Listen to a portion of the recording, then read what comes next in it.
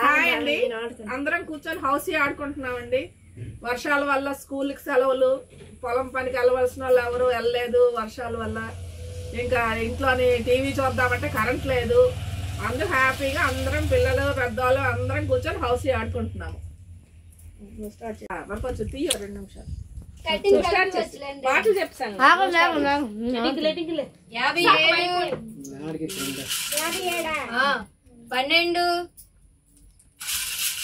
25 48 38 ఎవరికి అప్పుడే 12 38 57 46 88 52 79 79 16 16 81 4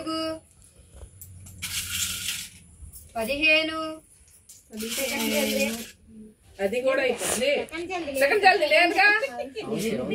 10 ఓకే అమ్మా, కట్ చేసే.